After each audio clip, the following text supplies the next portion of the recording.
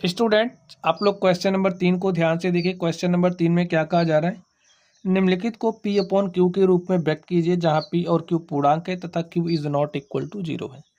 तो यहाँ पर हमें देखिए दशमलव रूप में दिया गया है, इसे में करना क्या है, इसे हमें P अपॉन Q के रूप में व्यक्त करना है। तो चलिए हम लोग इसे P अपॉन Q के रूप में व्यक्त करते हैं। तो स्टूडेंट आप लोग फर्स्ट नंबर को ध्यान से देखिए। फर्स्ट नंबर में क्या दिया गया है, 0.6 का बार हमें दिया गया है, ठीक है। अब जिस पे डंडा लगा होता है भाई, इस पे जो लाइन लगी होती है, इसका मतलब क्या होता है कि वो संख्या हमारी बार बार रिपीट कर रही है। देखिए इसको आप कुछ इस तरीके से लिख सकते हैं, 0.666666666 ऐसे ही चलता रहेगा, ठीक है। अब ए हमारे पास है, इसको हम मान ले रहे हैं क्या है, हमारा एक्स है। एक्स इज इक्वल टू, इसको मान ले रहे हैं हमारा 0.666666 ऐसे है, इसको हमने एक्स मान लिया, ठीक है। चलिए अब स्टूडेंट हमें इसे P अपॉन Q के रूप में व्यक्त करना है। आप लोग एक बात ध्यान दीजिए, जितने अंक की पुनरावृत्ति होती है, जैसे यहाँ पर एक अंक की पुनरावृत्ति, भाई 6 हमारा बार बार आ रहा है, तो यानी कि एक अंक की पुनरावृत्ति हो रही है, तो इसलिए हम इसको किससे गुणा करेंगे, 10 से गुणा करेंगे। तो 10 से गुणा करिए, लिखिए इसको मान लेते हैं समीकरण 1, ठीक है। एक्स माना समीकरण 1 मान लीजिए, समीकरण 1 को आप 10 से गुणा करिए। समीकरण 1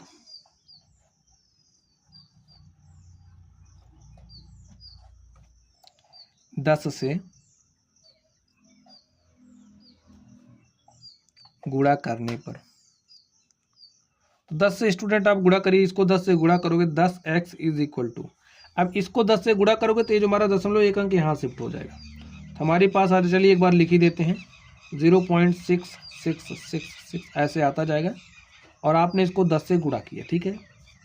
अब जब आप 10 से गुणा करोगे तो क्या हो जाएगा, देखिए 0.1 अंक इधर शिफ्ट होगा, तो हमारे पास हो जाएगा 6 पॉइंट, फिर ऐसे 66 आ जाएगा अनंत बार, ठीक है, ऐसे जाता रहेगा। क्या कोई दिक्कत है, नहीं है।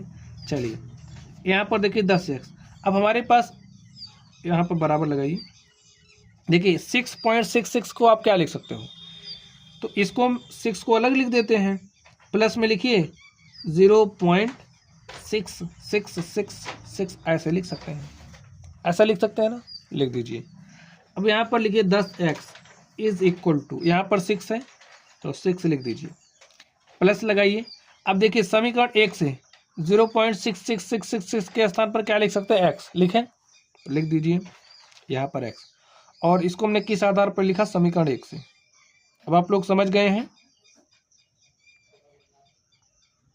क्या समझ गए, 0.666 के स्थान पर हम लोग x लिख सकते हैं, तो हमने x लिखा। अब आप इस x को इस तरफ ट्रांसफर करिए, भाई इसको आप इधर लेकर के आइए, प्लस x इस तरफ आएगा तो माइनस x हो जाएगा, यहाँ पर 6, और हमने 10x में से x घटाया तो हमारे पास 9x आ गया। 9x बराबर 6, x बराबर हो जाएगा 6/9, काट दीजिए 3 दूनी 6, 3 त्रिक 9, और हमारे पास x का मान आ गया 2/3। अब x हमने माना क्या था, देखिए 0.666, तो 0.6666 को हमने 2/3 के रूप में व्यक्त कर दिया। ये P हो गया, Q हो गया, Q का मान 0 नहीं है, ठीक है। और स्टूडेंट यही हमारा क्या हो गया, आंसर हो गया। चलिए अब हम लोग अगले नंबर पर चलते हैं और अगले नंबर को हल कर लेते हैं। देखिए इसका अगला नंबर हमें क्या दिया गया है, ध्यान से देखिए, अगले नंबर में हमें दिया गया 0.47 का बार। चलिए दूसरे नंबर में हमें दिया 0.47 का बार। अब इसको आप कैसे लिखोगे, देखिए भाई 7 पे बार लगा है, डंडा 7 पे लगा है, तो 7 की पुनरावृत्ति होगी, तो 0.4777777777 ऐसे जाएगा, कितनी बार लिख दो। चलिए अब यहाँ पर आप लोगों को ध्यान देना है, क्या ध्यान देना है, अब हम इसको क्या मानेंगे, x, तो मान लिया, लिख लीजिएगा माना, इसको हमने x माना, तो 0.477777 इसको हमने x मान लिया, ठीक है।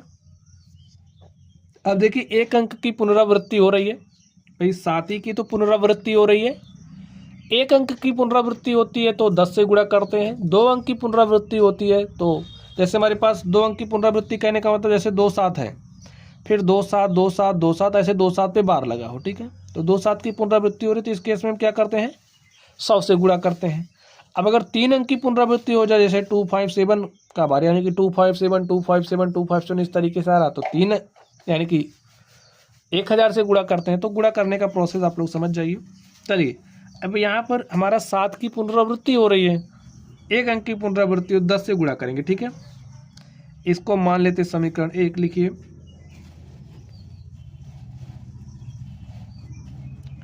समीकरण 1 को 10 से गुणा करने पर, गुणा कर लीजिए। देखिए 10x इज इक्वल टू, अब जब हम 10 से गुणा करेंगे तो हमारा 0.1 अंक दाहिने तरफ शिफ्ट होता है, आपको पता ही है। 4.77777777 ऐसे हमारे पास आ जाएगा, ठीक है। और इसको मान लेते हैं समीकरण नंबर 2। बातें आप लोग समझ रहे होंगे। चलिए अब ये जो हमारा समीकरण नंबर 2 है स्टूडेंट, ठीक है, ये हमारा क्या है, समीकरण नंबर 2 है। इसको आप लोग चाहो तो 10 से एक बार हम और गुणा कर लें, अदरवाइज आप लोग ऐसे भी कर सकते हैं। देखिए ये हमारा क्या है, 4.7 है, इसको हम कुछ इस तरीके से लिखेंगे 4.3, क्योंकि लास्ट में हमें 477 चाहिए, ठीक है, क्योंकि इसको मैं यहाँ पर x दिखाना है। 4.3 हमने लिखा, 4.3 हमने लिखा। तो अभी यहाँ से हमारा क्या बचा है, 0.4। देखिए 4 3 करेंगे तो 7 आ जा रहा है, ठीक है, अभी जोड़ के दिखा देंगे। और यहाँ पर 7 7 7 ऐसे आप लिख दीजिए। अब आप कहोगे ऐसा हमने क्यों किया, देखिए ये जो हमारा 4.77 था, यहाँ से हमने क्या किया, इतने में से भाई 4.3 तो हम निकाल सकते हैं, तो हमने 4.3 निकाल लिया है। तो यहाँ से 3 निकल गया, बचा क्या, 4 बचा है ना, 4 बचा है, 0.477 बचा है, और जो 0.477 बचा हमने यहाँ पर लिख दिया, ठीक है। अब यहाँ पर हमारे पास है 10x। चलिए आगे देखते हैं हम लोग इसको। 10x is equal to 4.3 plus 0.47777 के स्थान पे हम लोग क्या लिख सकते हैं, x। तो यहाँ पर x लिख दीजिए, ठीक है। और हमने इसको किस बेसिस पे लिखा, समीकरण 1 से।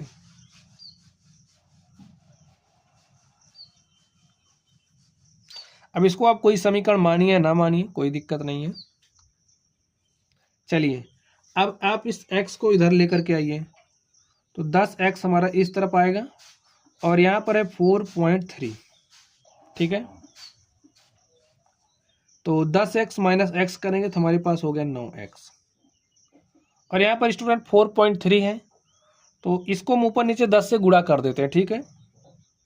तो 10 से ऊपर नीचे गुणा कर ही सकते हैं, अगर हमारे पास कोई भी वही संख्या है उसके अंश और हर में 10 से गुणा कर सकते हैं। तो हमने यहाँ पर 10 से गुणा कर दिया है, तो हमारे पास हो गया 43/10।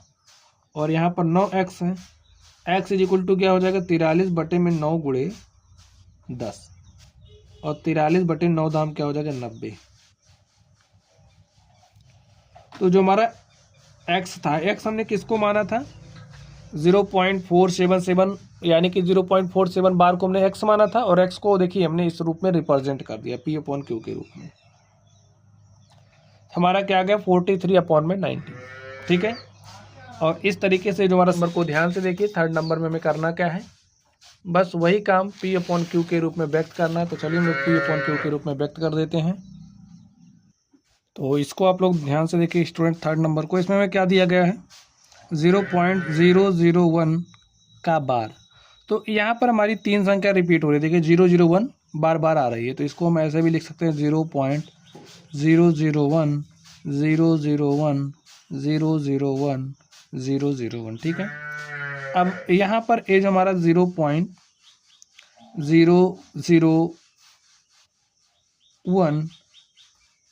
001 001 ऐसे रिपोर्ट हो रही है, और इसको हम क्या मान लेते हैं, x। तो इसको स्टूडेंट हमने x मान लिया। देखिए 3 अंक की पुनरावृत्ति हो रही है, तो इसको हम किससे मल्टीप्लाई करेंगे, 1000 से। तो लिखिए, और इसको मान लेते हैं समीकरण 1। लिखिए समीकरण 1 को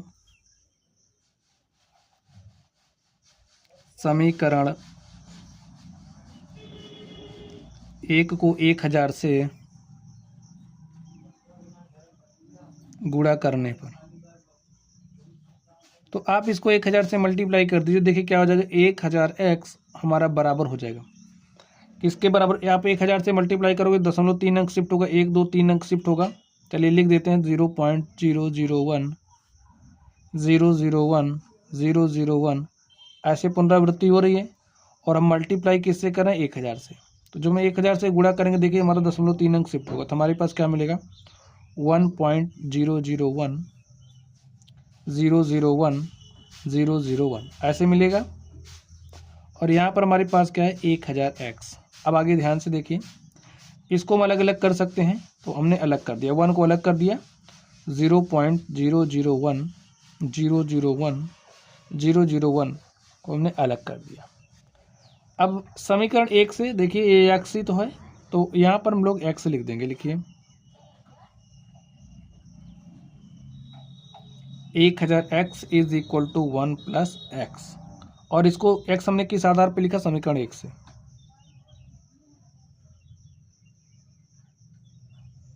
समीकरण 1 से। अब यहाँ पर ध्यान से देखिए, इस x को इधर ले आइए, x को x के पास लाइए, तो यहाँ पर 1000x माइनस x करेंगे तो इधर हमारे पास 1 है। अब 1000 में से आप x घटाओगे तो हमारे पास कितना आएगा, 999x इज इक्वल टू 1, और यहाँ से x इज इक्वल टू हो जाएगा 1/999। तो यहाँ पर x हमारा देखिए क्या है, यही है 0.001 का बार, और उसको हमने किस रूप में लिख दिया है, P/Q के रूप में। और स्टूडेंट यही हमारा क्या हो गया, आंसर हो गया। इस तरीके से हमारा जो क्वेश्चन नंबर 3 था हमने इसको हल कर लिया है।